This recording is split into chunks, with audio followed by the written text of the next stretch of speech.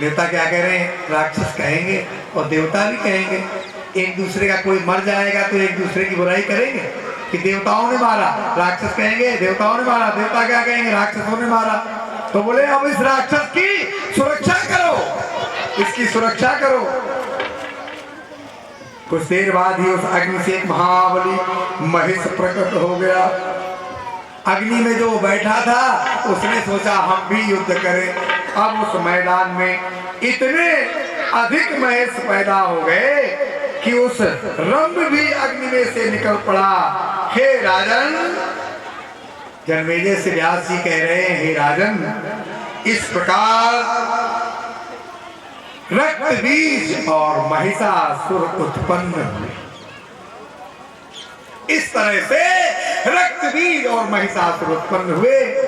अब इन महिषासुरों का भैया बड़े बड़े दानवों ने महिषासुर के आगे कोई नहीं आता।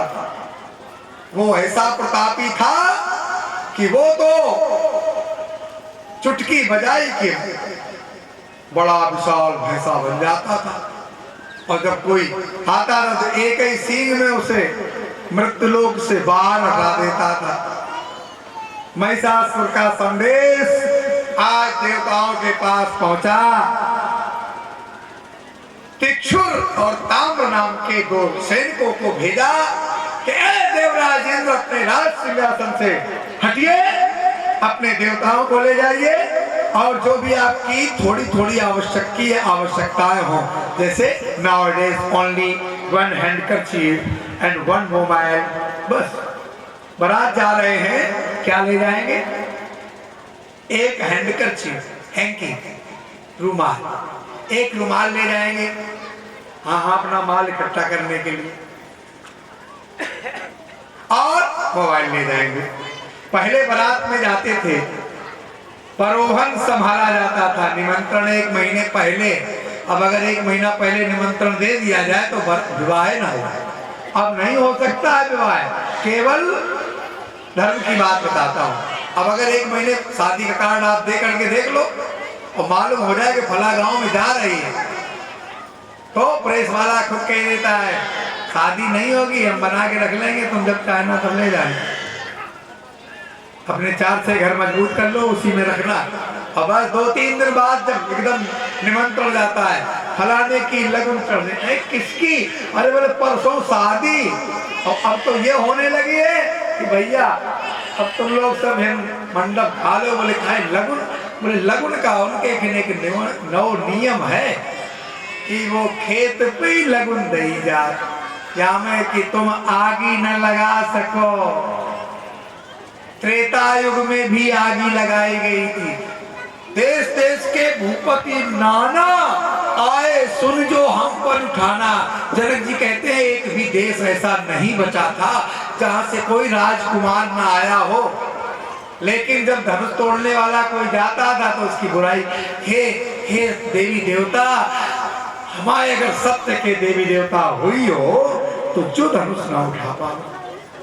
तो देवता उसी के ऊपर चढ़ बैठते थे, तो वो धनुष उठा नहीं पाता था। जब दूसरा जाता था तो दूसरे के ऊपर वही लग जाता था कि हे देवी देवता, यो धनुष ना उठा पा।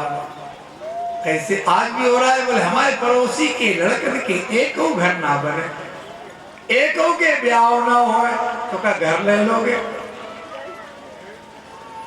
और जितनी बहुएं में सब फांसी लगाए जाए।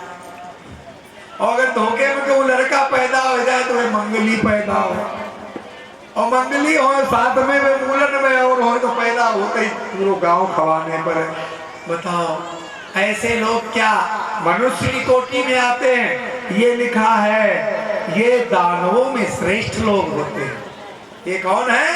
बुरी विचारधारा वाले दानव कहे गए, राक्षस कहे गए हैं, मनमत्त है, जो अपनी मस्ती में मस्त है, किसी की बात मानने को तैयार नहीं है। मनुष्य हो, अगर तुम मनुष्य हो तो मनुष्य की बात मानो, और मनुष्य की बात नहीं मान रहे हो तो तुम दानव तो है भी। और जिनके पिता पहले से ही रहे हो पुराने वाले दैत्य, तो फिर ऐसा नहीं।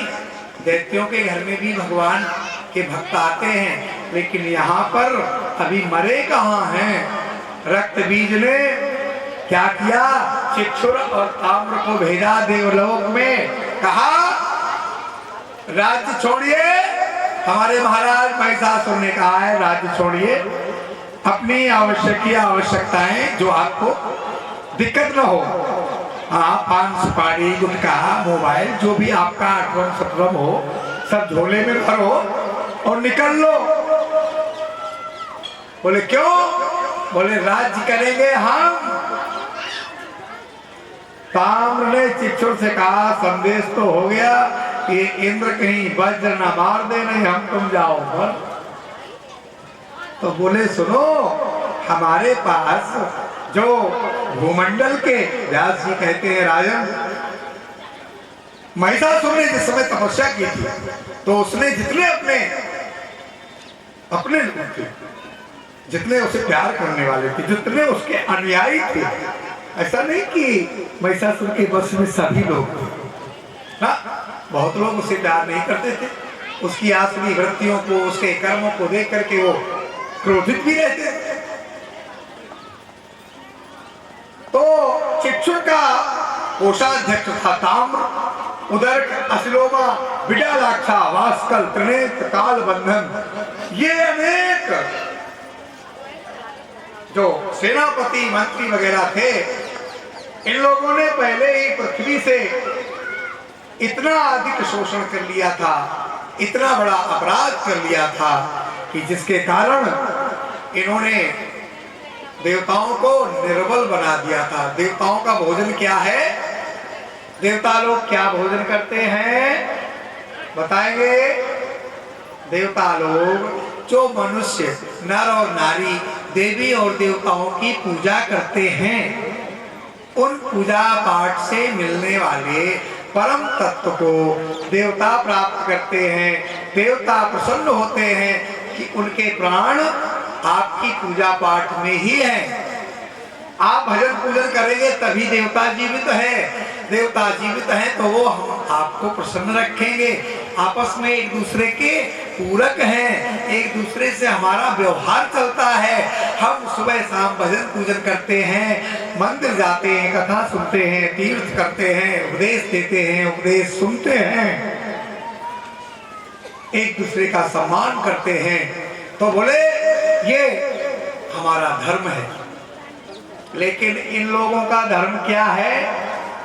देखो भाई, दैत्यों का भी धर्म होता है। ऐसा नहीं कि दैत्य लोग चंदा नहीं करते हैं। त्रेता युग में चंदा हुआ, हनुमान जी की पूंछ में आग लगने का चंदा हुआ। सही बता रहे, हनुमान जी की पूंछ में आग लगाने के लिए चंदा किया गया। बोले क्या है? बोले रावण ने कहा अरे कपड़ा तेल में भिगो और इसकी पूंछ में लपेट के आग लगा दो। तो रावण ने तो कह दिया। रावण की बात सुनकर के उनके जो विरोधी नहीं सहयोगी थे, बोले देखो, अरे दूसरे गांव का आदमी क्या कहेगा जाकर के कि इतना बड़ा राजा जिसके यहाँ सोने की दीवार है, चांदी के दरवाजे हैं, वो भी आग लगाई तो तेल में। तो बोले तेल नहीं। तो इन लोगों ने कहां से शुरू किया? तेल बोर पट, तेल में पट, पट माने कपड़ा बोरो और लपेट पूरी लपेट दो और फिर आग लगा दो। तो राक्षसों ने ऐसा नहीं किया। क्या किया? घी से शुरू कर दिया। हनुमान जी कहते हैं कि हमें चाहे तुम घी का बंधन लगाओ और चाहे चमेली के तेल का बंधन लगाओ, हम सब स्वीकार करें। अब वहां पर आदेश था कि कपड़े में ही तेल बोर करके, तो घी भी कपड़े में ही बोर करके लगाया जाने लगा। हनुमान जी कहने लगे ये लोग तो राक्षस हैं, इन्हें ये बुद्धि तो है नहीं कि बंदर को बांधना, बंदर को बांधना, इनको ये भी नहीं मालूम बंदर को बांध रहे हो, बांध लो। तो उन्होंने कहा हे मेरे प्रभु, मैं आपकी सेवा में आया हूं, ये मेरी पूंछ को दंड दे रहे हैं, हमने किसी राक्षस को मारा है तो घूसा मारा है। सबसे पहले आए तो मिल गई थी कौन? लंकिनी मिल गई दरवाजे पे।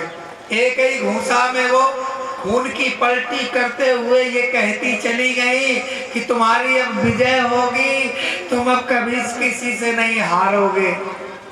और कह गई थी रावण दादा को तो पूरो मई फिर दे।